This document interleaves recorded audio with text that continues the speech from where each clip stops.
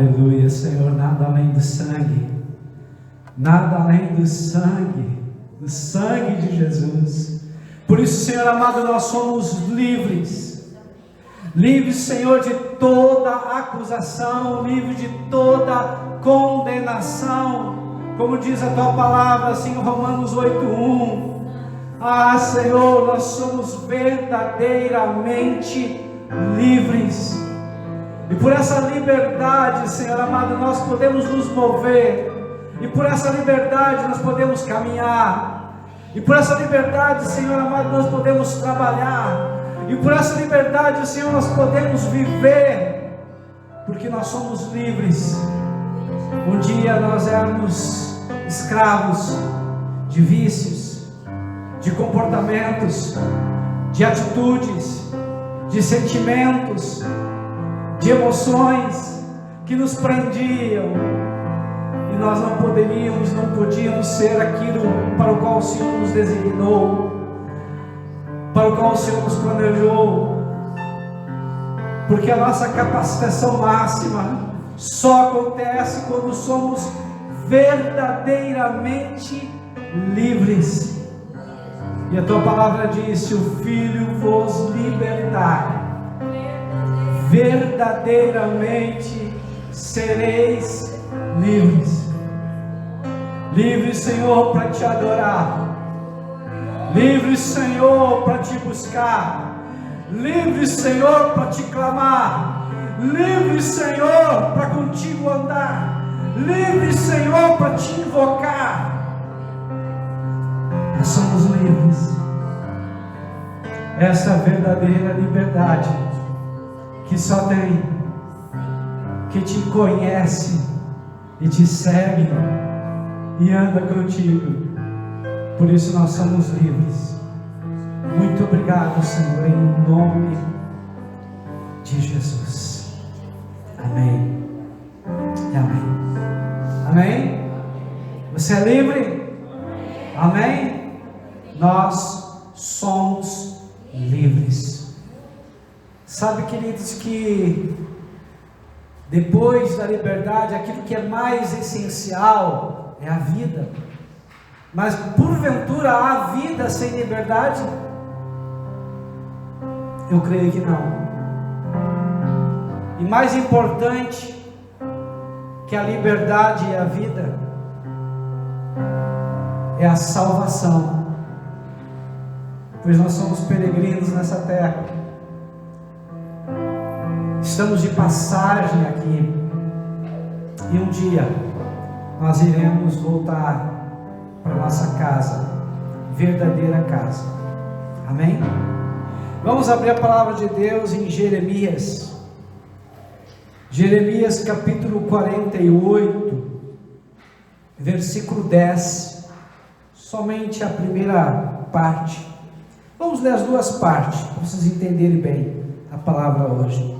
Jeremias 48, versículo 10, assim diz a palavra de Deus: maldito aquele que fizer a obra do Senhor relaxadamente, maldito aquele que retém a sua espada do sangue.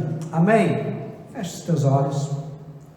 Deus amado e Deus bendito, nós Te louvamos, queremos que essa palavra entre em nosso coração e produza vida com abundância, a uns a 30, a outros a 60 e a outros a 100 por um.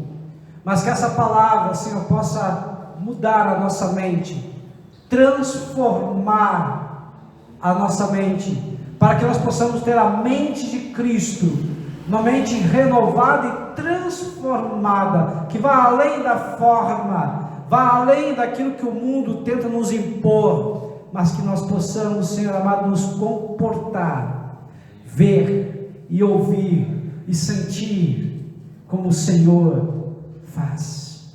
É o que nós te pedimos agora, ó Pai, e desde já agradecemos.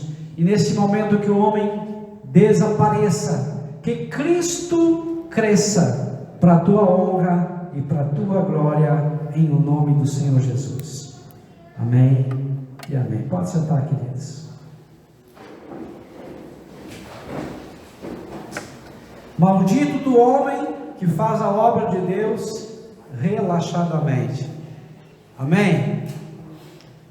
Queridos, a palavra maldito é o contrário de bendito.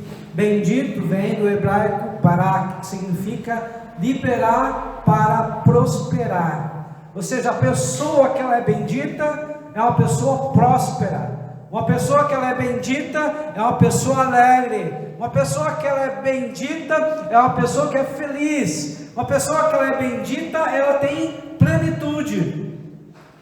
Pastor, então eu preciso ser rico? Não, pode até ser rico, mas o próspero da Bíblia significa que tudo que você tem, você se sente pleno, completo. Estão entendendo? Já o contrário, é o maldito, é aquela pessoa que é infeliz, é aquela pessoa que ela se sente desgraçada, sem a graça de Deus, ela se sente perdida, é que nem uma barata tonta que está sempre rodeando. É uma pessoa que não sai do lugar, é uma pessoa que sabe que tem potencial de crescer e não cresce, é aquela pessoa que ela se sente presa. Estão entendendo?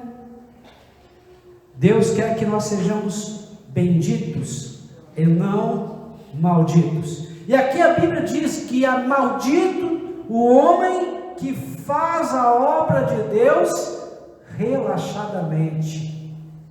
Vamos tentar entender primeiramente no contexto do Antigo Testamento. Aqui Jeremias, um profeta que Deus chamou ele desde o ventre da sua mãe, estava agora profetizando, desde o capítulo 46 até o capítulo 51, para 9 nações. E aqui no capítulo 48, ele estava profetizando sobre uma nação chamada Moabe. Quem era Moabe? Moabe, no Gênesis capítulo 19, fala que Ló, que era sobrinho de Abraão, tinha 2 filhas. E Deus destruiu Sodoma e Gomorra, a cidade onde Ló se encontrava, morava. E ele saiu e foi para uma outra cidade chamada Zoar. E depois saiu e foi para uma montanha. E lá ele ficou com as 2 filhas. E lá, numa noite, a filha mais velha embebedou Ló e teve relações com Ló. E teve um filho chamado Moabe. Na outra noite posterior, a filha mais nova também teve relações com seu pai e teve um outro filho chamado Amon. Aí está a origem de 2 povos inimigos de Israel, Moabe e Amon.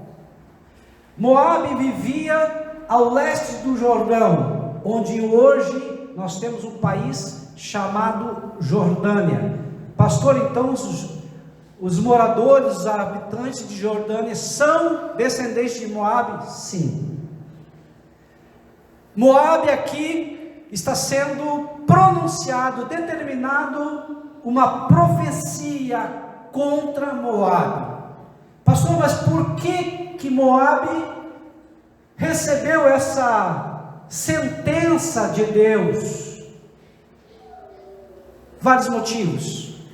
Primeiro e o mais grave de todos os motivos, a nação de Moabe, eles eram extremamente orgulhosos. Orgulhosos de quê?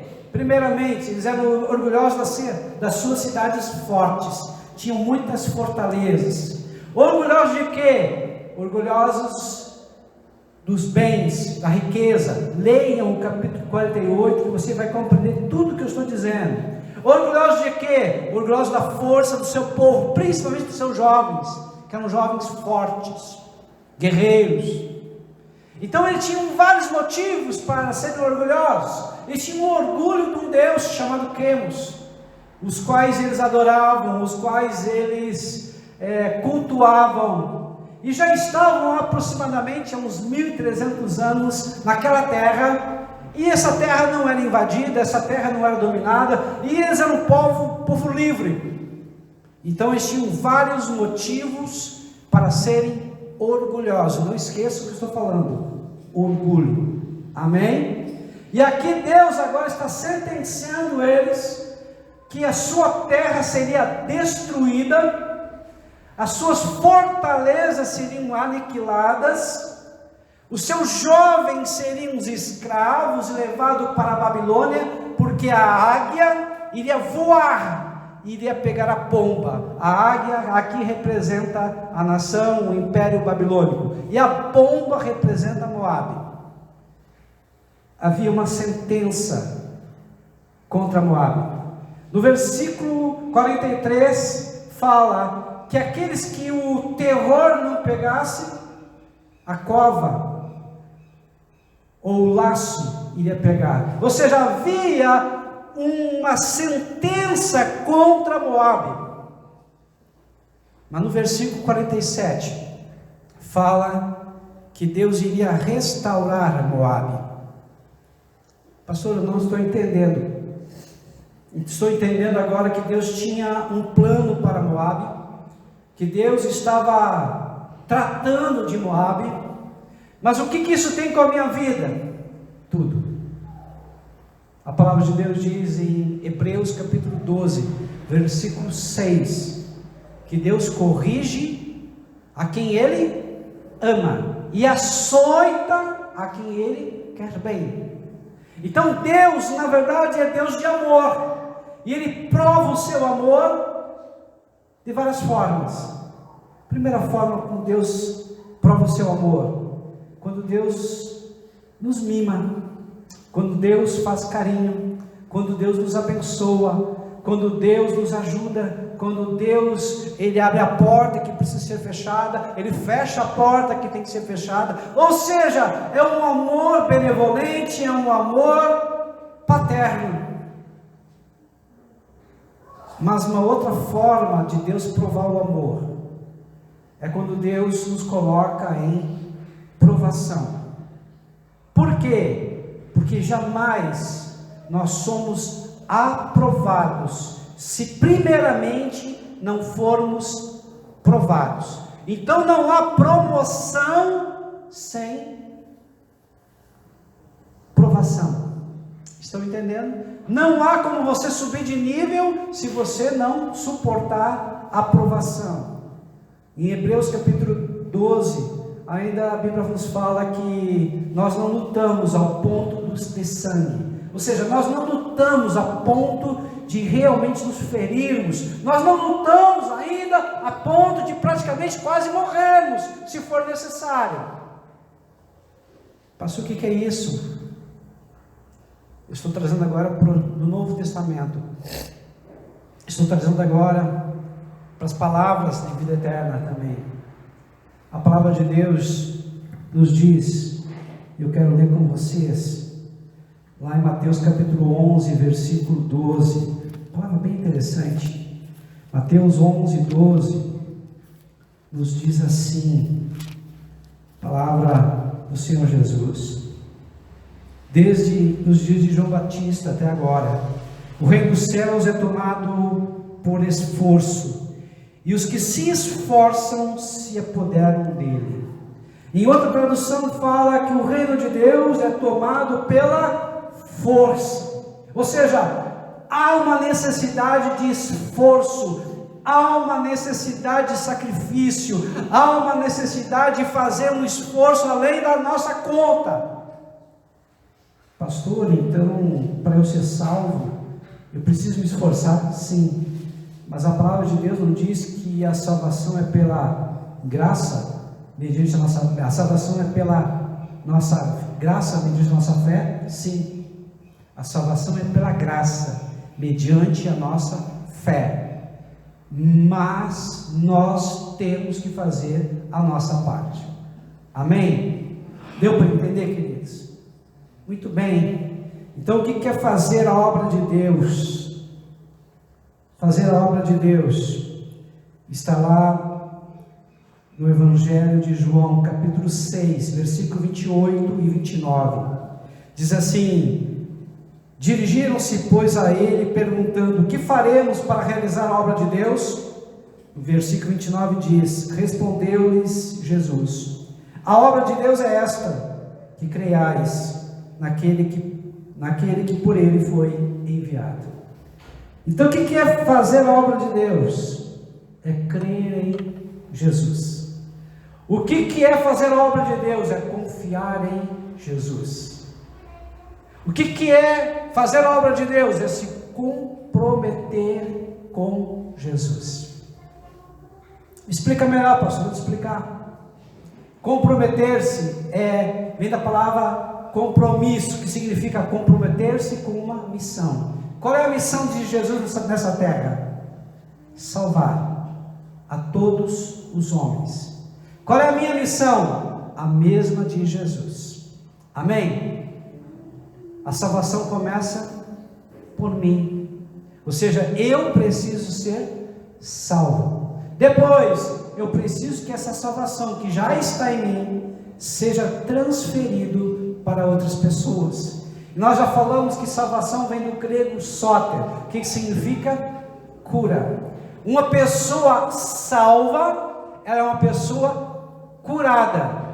Curada de que forma? Fisicamente, emocionalmente e espiritualmente. Então nós precisamos ser curados. E para sermos curados completamente, nós não podemos ficarmos escravos de nada. Amém? Como nós falamos aqui no início, se o Filho vos libertar, verdadeiramente sereis livres. Deus quer que nós sejamos completamente livres. E quando nós somos completamente livres, ou seja, nós somos salvos, nós somos curados. Uma pessoa curada, cura. Uma pessoa doente, adoece todas as outras pessoas que estão à sua volta.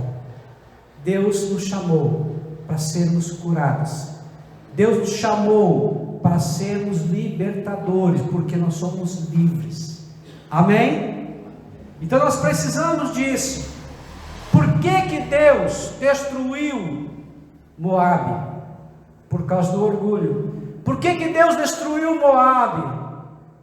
Porque o orgulho e a pessoa orgulhosa. A Bíblia diz, Provérbios capítulo 16, versículo 18: o orgulho precede a queda, e a altivez e o espírito a ruína. Ou seja, Deus abomina pessoas orgulhosas, pessoas vaidosas. Por que, pastor, que Deus abomina pessoa orgulhosa e pessoa vaidosa? Porque Ele lembra de alguém que era muito especial no reino dele, alguém que Ele tinha feito com extrema sabedoria, com extrema beleza e formosura, chamado Lúcifer, anjo de luz, que depois da sua queda se transformou no diabo acusador, se transformou em Lúcifer. Estão entendendo, queridos? Quando Deus vê alguém orgulhoso, Ele vê a Lúcifer. Por isso que o orgulho precede a queda. Em 1 Samuel capítulo 15, versículo 13 a 23, nos conta a história de Saul. Deus mandou Saul destruir um povo chamado povo Amalequita. E sabe o que Saul fez? Destruiu uma boa parte do povo, mas não tinha destruído o reino. E pegou os melhores do rebanho dos Amalequitas. E quando Samuel foi ter com Saul, disse: mas só um pouquinho, Saul, eu estou escutando mugido de vaca, balido de ovelha. Qual foi a ordem que Deus te deu? Era para destruir tudo e todos, não sobrar nada. Mas por que então há ainda animais aqui? Não, é que eu ouvi o meu povo, e o meu povo queria sacrificar o Senhor melhor. Mas o Senhor disse que era para destruir tudo e todos, não ficar nenhum tipo de animal, não ficar nada.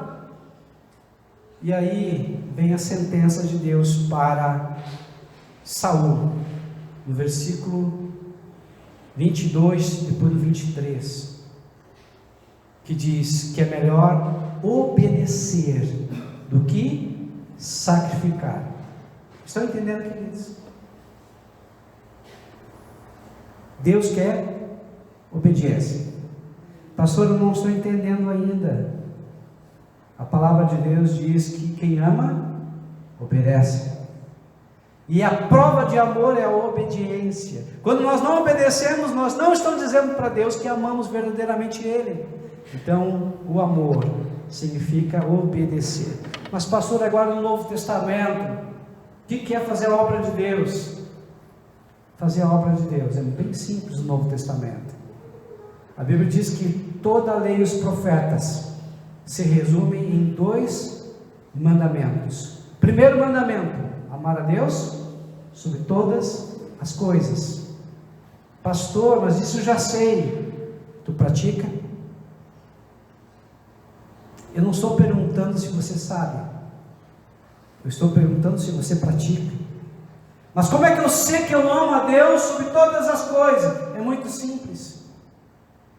Deus é o teu primeiro pensamento, Deus é o teu último sentimento.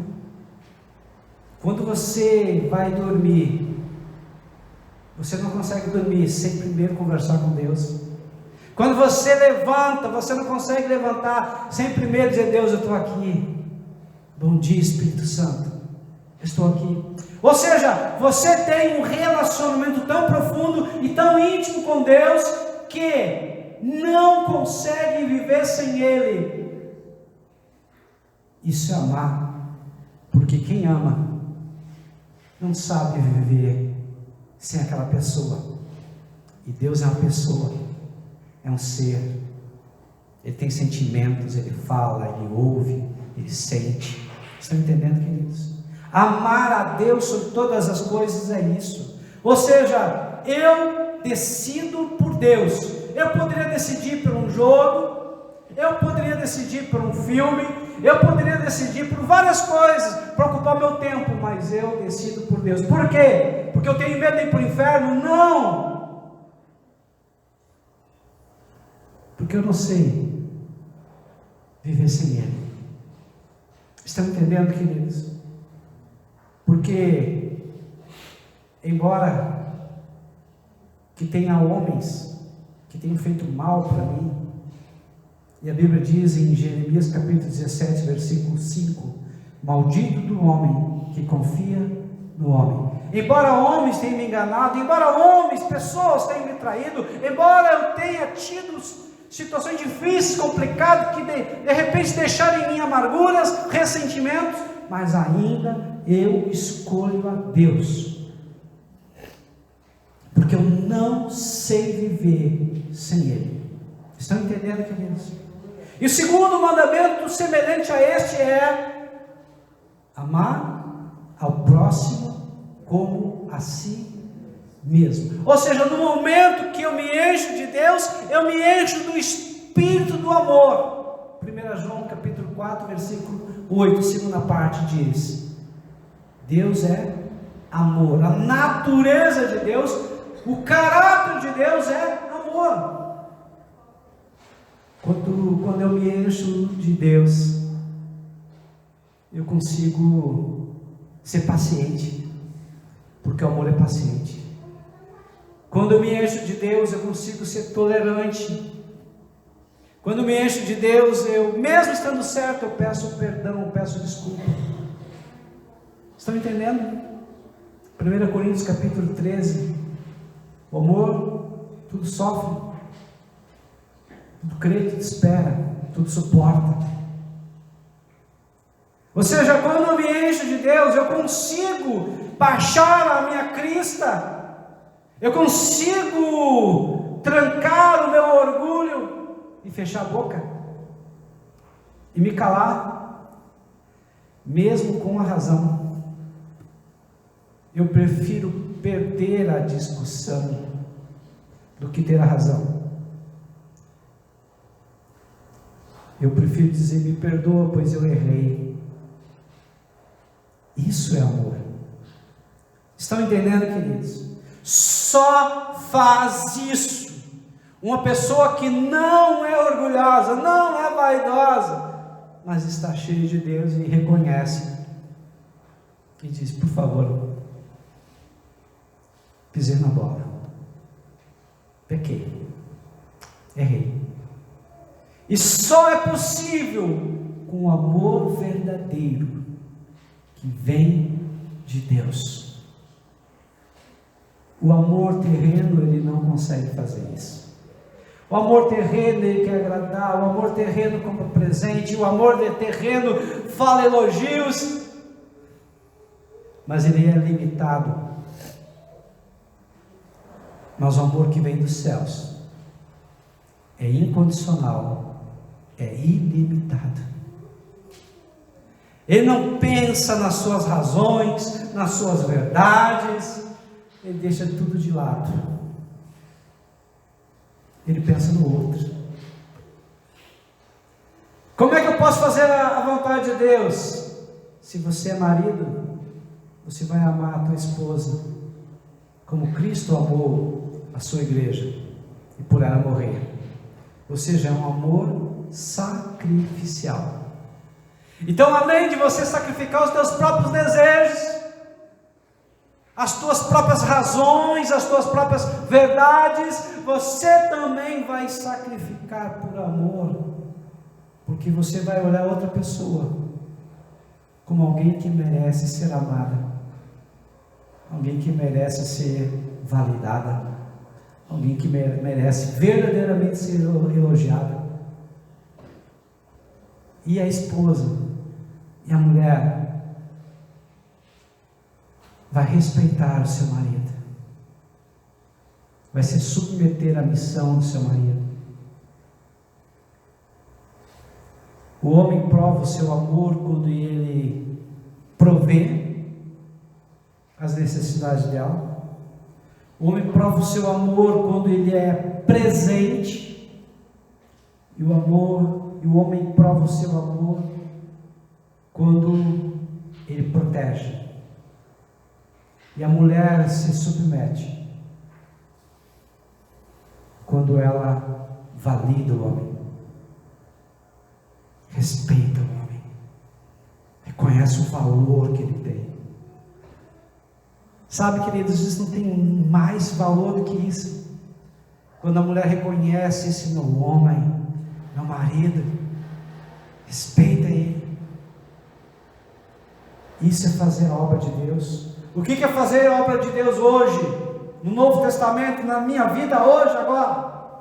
Se você é patrão, você vai tratar os teus empregados com justiça. Se você é empregado, você vai cumprir as ordens do seu patrão e vai fazer a obra, o trabalho de uma forma diligente, cuidadoso, competente, com excelência, como se fosse para Deus. Se você é pai, você não vai irritar o teu filho. Se você é filho, você vai obedecer ao pai, porque é o primeiro mandamento com promessa. Estão entendendo?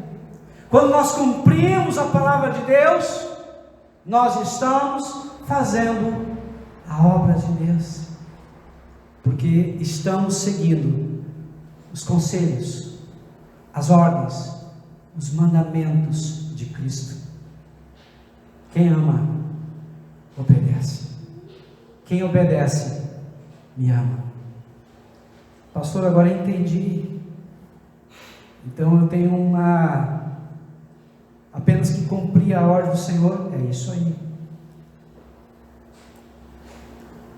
Mas por que muitas vezes eu não cumpro? Porque eu sou expert em dar justificativas. Como, pastor? Vou te explicar através de um exemplo. Vamos supor que você vai no médico, e lá o médico diz para que você precisa emagrecer. Você está acima do peso. Você está obesa. E lá ele te receita remédios, lá ele te receita uma reeducação alimentar, lá ele te receita fazer exercícios. E aí você começa a fazer exercícios segundo a tua cabeça. Você toma um remédio um dia sim, outro não. E você continua comendo como você comia antes. Passa 30 dias, você volta no médico e o médico pergunta: você fez tudo o que eu te pedi para fazer? Ah, eu fiz, doutor. Mentira. O teu corpo, a balança, está dizendo que você não fez. Nós queremos enganar os outros, mas também queremos nos enganar. Passa mais 30 dias e aí você entende que o médico estava certo. E que para que você possa realmente emagrecer, aquilo que precisa emagrecer, você tem que cumprir à risca o que o médico te prescreveu. Só que aquilo dói, porque você vai ter que abandonar os doces, você vai ter que abandonar coisas que você não quer abandonar.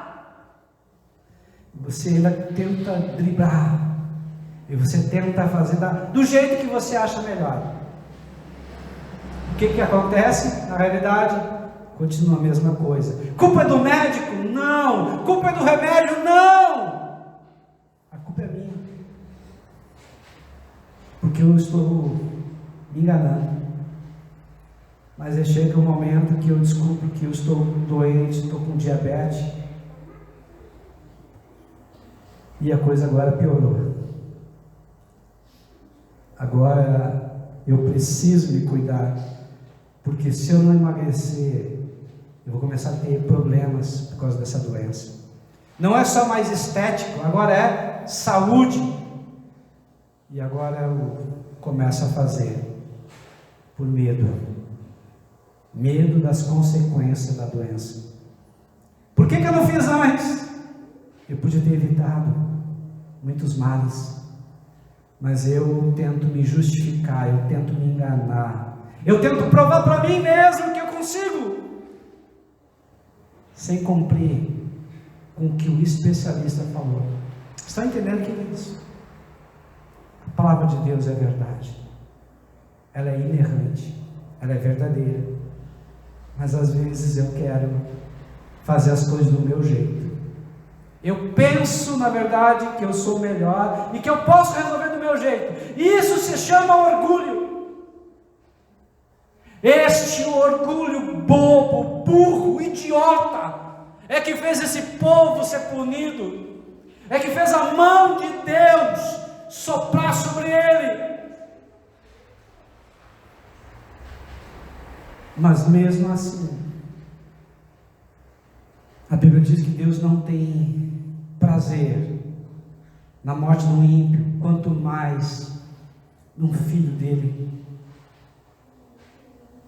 Nós precisamos nos arrepender.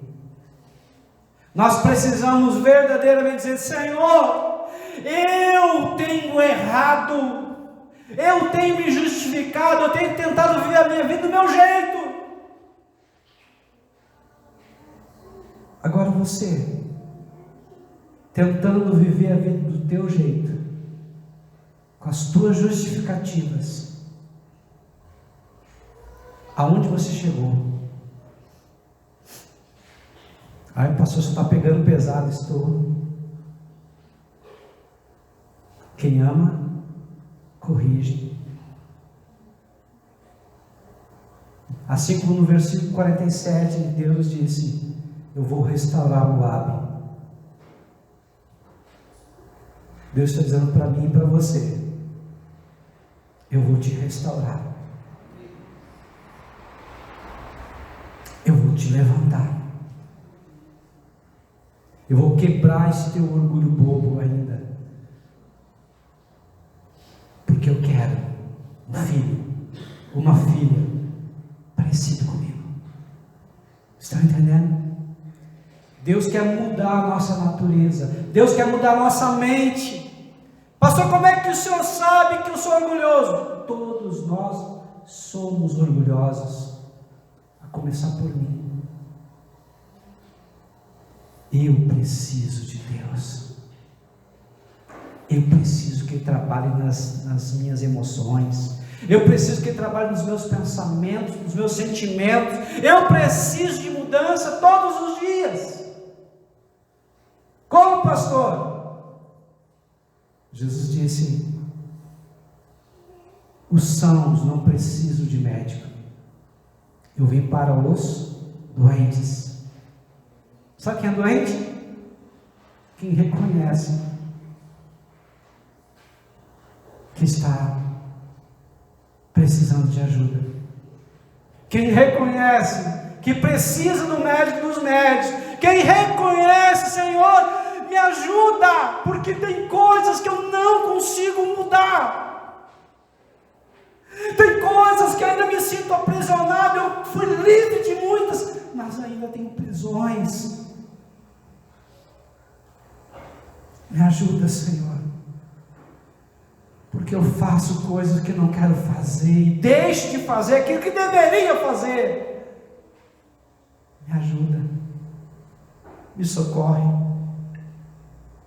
Eu preciso de Ti. Quando nós nos quebrantamos diante de Deus, saímos dessa religiosidade que diz: vai ao culto, dá Altíssimo, trabalha para Deus. Não é isso que Deus quer. Provérbios capítulo 4, versículo 23 diz: filho meu, dá-me o teu coração, porque do coração, ou seja, da mente, é que procede as fontes da vida. É aqui na mente onde nós elaboramos estratégias humanas por causa do orgulho. E o orgulho se baseia no dinheiro que nós temos, na força que nós temos, se baseia na inteligência que nós temos, ou seja, em tudo aquilo que é humano, para ser independente de Deus. Porque lá no fundo, nós queremos fazer as coisas do nosso jeito, não sermos dependentes completamente de Deus. Que o Espírito Santo de Deus hoje quebre esse orgulho bobo, idiota que nós temos. Achar que nós somos melhores e mais sábios que Deus. Não! Eu preciso de Deus. Eu dependo dEle. Não sou nada sem Ele. Sou caco entre muitos cacos. Amém? Fique em pé nesse momento. Aleluia. Glória a Deus. Você compreende tudo que foi falado nessa noite? Você compreende que é Deus que corrige? Você compreende que Deus quer quebrar esse teu orgulho? Você compreende que precisa do Senhor desesperadamente? Se você compreende tudo isso, você está no caminho certo. Deus quer te restaurar. Deus quer fazer a obra dele na tua vida. Deus quer que você seja o melhor marido, esposa, filho, patrão, empregado, o melhor servo e serva de Deus. Mas para que isso aconteça, você precisa quebrar esse teu orgulho. É isso que te impede de chegar mais perto de Deus. É isso que te impede de que a obra do Senhor se complete na tua vida. Coloca a mão na altura do teu coração e fala com Deus agora. Começa a dizer: Senhor, eu preciso que esse orgulho seja quebrado, porque ele me levou em lugares onde não deveria ter ido. Esse orgulho, Senhor, de querer ser independente, fez com que eu fizesse coisas que hoje, até hoje, me arrependo e tenho colhido coisas terríveis na minha vida. Mas eu não quero mais isso, Senhor. Eu quero agora me submeter a Ti. Eu quero agora, Senhor amado, ser livre, como na canção que nós cantamos, verdadeiramente livres. Por isso, Senhor amado, agora muda o que precisa ser mudado dentro de mim, para que eu possa ser, ó Pai, aquilo para o qual o Senhor me designou, aquilo para o qual o Senhor me projetou. Nem mais, nem menos. Eu quero cumprir a minha missão nessa terra. porque eu sei quem é o Senhor, eu sei quem eu sou, eu sei agora, Senhor, qual é a minha missão nessa terra, e eu sei para onde eu vou. Eu tenho convidado muitas pessoas, Senhor amado, para me ajudar no cumprimento dessa missão. Por isso, Senhor amado, muda o que precisa ser mudado. Retira de mim, ó Pai, esse orgulho. Retira de mim, Senhor, a vaidade. Que eu possa ser completamente livre para me achegar aos pés da cruz. Pelo Teu sangue, Senhor. É o que eu te peço. E desde já agradeço. Em o nome de Jesus. Amém.